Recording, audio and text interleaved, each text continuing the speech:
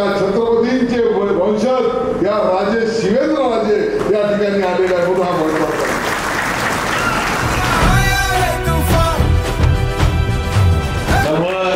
एकतर आपले नेते नाही कोणाला म्हणत नाही ते महत्वाचं आहे.